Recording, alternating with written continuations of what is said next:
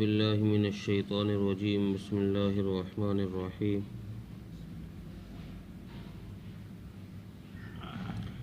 ألم تر إلى الذين أوتوا نصيبا من الكتاب يشترون الضلالة ويريدون أن تضلوا السبيل والله أعلم بأعدائكم وكفى بالله وليا وكفى بالله نصيرا.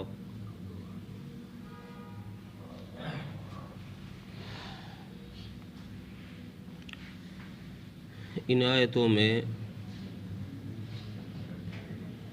اسلام اور مسلمانوں کے دشمنوں کا ذکر کیا جا رہا ہے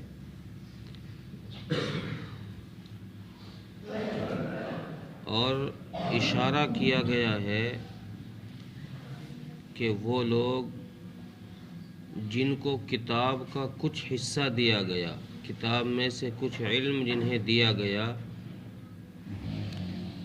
وہ بعض مفسرین نے لکھا ہے کہ مدینے کے یہودی مراد ہیں اس سے، کہ مدینے کے یہودیوں کو تورات میں سے کچھ حصہ ان کو دیا گیا تھا، جس میں رسول اللہ صلی اللہ علیہ وسلم کی پیشین گوئی، آپ کی بعثت ان کے سامنے تھی، اور یہ لوگ آپ صلی اللہ علیہ وسلم کی بعثت سے پہلے، آپ کی پیدائش سے پہلے یہ کہا کرتے تھے، یہ دعا کیا کرتے تھے کہ جب نبی امی پیدا ہوگا تو ہم اس کا ساتھ دے کر ان کفار قریش کو ختم کریں گے، ان پر فتح حاصل کریں گے۔ لیکن جب رسول اکرم صلی اللہ علیہ وسلم پیدا ہوئے تو ان لوگوں نے بجائے اپنی اس بات پر قائم رہنے کے، اس بات سے یہ مکر گئے اور انہوں نے انکار کر دیا اور یہ صاف کہہ دیا کہ ہم مانتے ہی نہیں، ہم اس نبی کو نبی آخر الزمان مانتے ہی نہیں ہیں، اس لیے یہ اپنی بات سے پیچھے ہٹ گئے۔ تو گویا ایک طریقے سے انہوں نے رسول اکرم صلی اللہ علیہ وسلم سے اور آپ کے ماننے والوں سے ایک عناد اپنے اندر چھپا لیا، دشمنی اپنے اندر چھپا لی۔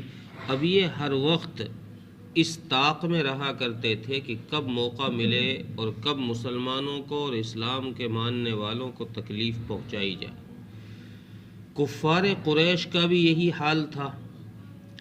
روایات میں لکھا ہے کہ کفار قریش نے تو ایران سے رستم اور دیگر پہلوانوں کے قصوں کی کہانیاں منگوائی تھی مکہ مکرمہ، اس خیال سے کہ لوگ محمد صلی اللہ علیہ وسلم کا کلام نہ سنیں، ان ناولوں کو سنیں، ان قصے کہانیوں کو سنیں، اور وہ لوگ اس کے لیے باقاعدہ روزانہ چوراہوں پر مجلسیں لگواتے تھے، اور اس مجلس میں تاشے وغیرہ بجانے کا اور لڑکیوں کے ناچنے کا بھی انتظام کیا جاتا تھا۔ ان کی یہ خواہش تھی کہ جو کام یہ محمد صلی اللہ علیہ وسلم کر رہے ہیں، یہ کام کوئی اور ان کے ساتھ نہ کرے، کوئی اور ان کی اتباع میں نہ آئے، ان کی بات کوئی تسلیم نہ کرے، کوئی نہ مانے۔ اس لیے یہ اس چیز میں آڑ بننے کے لیے اس طرح کی حرکتیں کیا کرتے تھے، اور روایات میں ہے کہ جب رسول اکرم صلی اللہ علیہ وسلم قرآن پڑھا کرتے تھے تو یہ لوگ شور مچایا کرتے تھے تاکہ رسول اللہ صلی اللہ علیہ وسلم کی آواز ان کے کان میں نہ پڑے اور کسی اور کو سنائی نہ دے۔ لیکن اللہ تبارک و تعالی جس کے محافظ بن جائیں اس کو دنیا میں مٹانے والا کوئی نہیں ہے۔ اللہ تبارک و تعالی نے اسلام کی حفاظت کی ذمہ داری لے لی تو اللہ تبارک و تعالی نے اس کو بلند کر کے دکھایا۔ آج بھی ساری دنیا کی مخالف طاقتیں اسلام دشمن بنی پڑی ہیں، لیکن اللہ تبارک و تعالی پھر بھی اسلام کو زندہ کر کے دکھا رہا ہے، اور اسلام کو دنیا کا ایسا مذہب بنا کے دکھا رہا ہے کہ یہی اصلی مذہب ہے، اصل یہی ہے، اس کے علاوہ سب باطل ہیں۔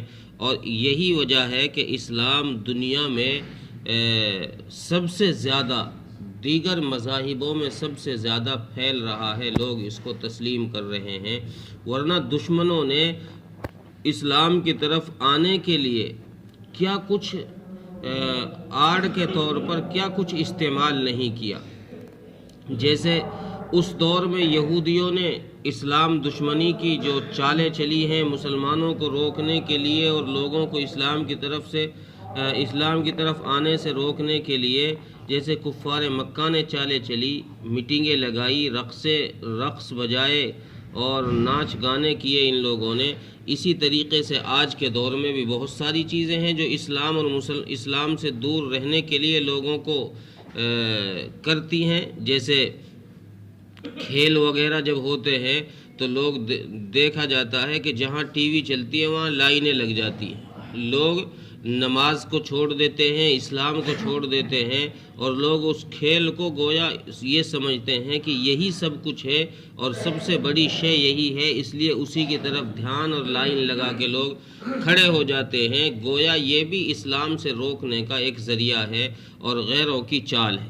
تو اللہ تبارک و تعالیٰ نے اس آیت کے اندر یہ فرمایا، کیا تم نے ان لوگوں کو نہیں دیکھا جن لوگوں نے یہ چال چلی کہ ان کو علم کا حصہ دیا گیا تھا، لیکن انہوں نے اس علم کے بدلے میں بجائے ہدایت حاصل کرنے کے گمراہی کو خرید لیا. اگر وہ نبی کی اتباع کر لیتے، محمد صلی اللہ علیہ وسلم کی پیروی کر لیتے تو وہ ہدایت پر آ جاتے، لیکن اس کے بجائے انہوں نے گمراہی کا راستہ اختیار کیا. اور پھر صرف یہی نہیں ہے کہ وہ خود گمراہی کے راستے پر چلے، بلکہ یریدون ان تضلوا السبیل، وہ یہ چاہتے ہیں کہ یہ میرا بھائی بھی اسی راستے پر چل جائے، کہ تم بھی اے مسلمانوں تم بھی اس راستے پر آ جاؤ. یہ اصل میں ان لوگوں کی دشمنی ہے، یہ دوستی نہیں ہے. وہ یہ چاہتے ہیں کہ جیسے ہم گمراہ ہو گئے، ہم جہنم کے مستحق ہو گئے، ہم غلط راستے پر چل پڑے ہیں، اسی طریقے سے یہ مسلمان بھی اس غلط راستے پر چل پڑے. غلط کی طرف جب چل پڑیں گے تو خود بخود گمراہ ہو جائیں. تو اے مسلمانوں ان دشمنوں کو پہچانو. گویا قرآن یہ کہتا ہے اے مسلمانوں اپنے ان دشمنوں کو پہچانو. اور اگلی آیت میں یہی بات اللہ تبارک و تعالیٰ نے فرمائی، واللہ اعلم باعدائکم، اے مسلمانوں اللہ جانتا ہے تمہارا دشمن کون ہے. تم جس کو دوست سمجھے بیٹھے ہو اصل میں وہ تمہارا دشمن ہے، دوست نہیں ہے تمہارا. تم یہ سمجھ رہے ہو کہ میرا تو یہ دوست ہے، یہ تو بڑا اچھا آدمی ہے، اس سے تو دوستی لگانی چاہیے. اللہ فرمانے نہیں یہ اچھا نہیں ہے، یہ تمہارا دوست ہے، تمہیں پتہ نہیں ہے اس کے بارے میں، یہ تمہارے بارے میں کیا کیا سوچ رہا ہے، کیا کیا خیال کر رہا ہے. جب یہ دوست نہیں ہے، دشمن ہے، اور اللہ کو اس کے بارے میں علم بھی ہے، تو پھر آگے اللہ فرما رہے وَكَفَى بِاللَّهِ وَلِيًّا، ہم ہی اس کی تدبیروں کے خلاف تیرے مددگار ہیں، ہم ہی تیرے کار ساز ہیں، تیرے کاموں کو بنانے والے ہم ہی ہیں. یہ تو یہ چاہتا ہے کہ تیرا کام منٹ سے پہلے بگڑ جائے، لیکن ہم یہ چاہتے ہیں کہ نہیں، تیرا کام بنا رہے اور تو اپنے کام پر اٹل رہے. جیسے پہلے جمع ہوا تھا آج بھی تو اپنے کام پر جمع رہے. وَكَفَى بِاللَّهِ نَصِيرًا، اور یہ جو تکلیفیں تمہیں پہنچائیں گے مسلمانوں، ہم ان تکلیفوں کے خلاف تمہاری مدد کریں گے، ان مضرتوں کے خلاف تمہاری مدد کریں گے اور تمہیں اس راستے پر جمع کر رکھیں گے. ایسا نہیں ہے کہ ان کی تکلیفوں کی وجہ سے تمہیں راستے سے ہٹا دیا جائے، اسلام سے ہٹا دیا جائے. نہیں، تمہیں اسلام پر ہم باقی رکھیں گے، اس میں ہم تمہاری مدد کرتے رہیں گے. لیکن شرط یہ ہے کہ تمہیں بھی اسلام پر جمع رہنا ہوگا.